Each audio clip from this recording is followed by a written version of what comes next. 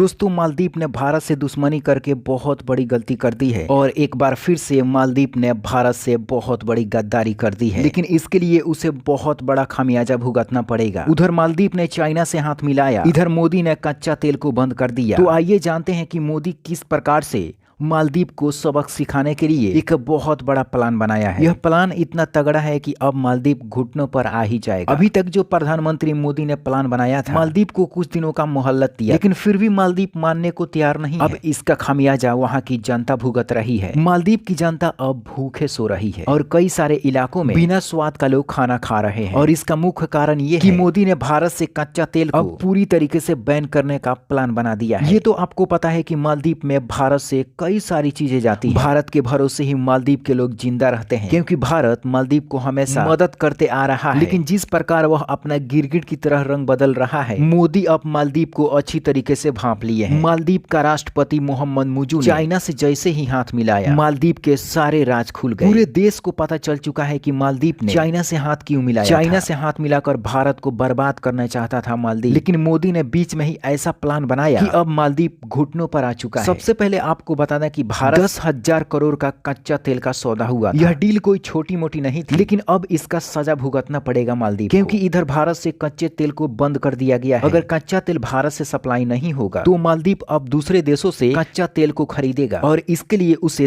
3 गुना रकम चुकाना होगा। भारत ही एक ऐसा देश है जो सभी देशों को बहुत ही कम दामों में कोई भी सामान आसानी से दे देता है, चाहे वह श्रीलंका हो, अफगानिस्तान हो, बांग्लादेश हो, मालदीव हो या इसके अलावा कोई दूसरा देश हो। मालदीव भारत को हल्के में ले रहा था, लेकिन उसे पता नहीं था कि अगर हम भारत से दुश्मनी करेंगे तो इसका हमें सजा एक न एक दिन जरूर भुगतना पड़ेगा। और इसीलिए मालदीव की जनता अब भूखे तड़प रही है। कच्चे तेल का सौदा मालदीव ने दूसरे देशों से किया है। वह फ्रांस और तुर्की से कच्चा तेल का सौदा करना चाहता है। इसके अलावा वह चाइना से भी करना चाहता है, लेकिन उसे पता नहीं है कि भारत जो 1 लीटर कच्चा तेल सिर्फ 80 रुपए में देता था, किसी दूसरे देश से लेने के लिए उसे 90 रुपया चुकाना होगा। इस प्रकार देखा जाए तो मालदीव को साल भर में करोड़ों का नुकसान होगा। वहाँ के लोगों पर इसका सीधे असर पड़ेगा। अगर यह नुकसान होता है, महंगाई बढ़ेगी, बेरोजगारी बढ़ेगी और ठीक इसके बाद में मालदीव को भारत से माफी मांगनी ही पड़ेगी। ऐसे कई सारे प्लान मोदी के दिमाग में है, जिससे मालदीव पूरी तरीके से बर्बाद हो जाएगा। अभी तो फिलहाल कच्चे तेल को मोदी सरकार ने बैन किया है, लेकिन आने वाले समय में अगर मालदीव भारत से माफी नहीं मांगता है तो दूसरे देशों से जो मालदीव में माल जाता है, मोदी उसे मना कर सकते हैं। और ये तो आपको पता ही है कि मोदी जो कहते हैं विश्व के सभी देश उसे स्वीकार करते हैं। मोदी ने फिलहाल कच्चा तेल को बैन किया है। इस पर आपकी क्या राय है? क्या मालदीव को कच्चा तेल हमें देना चाहिए कि नहीं?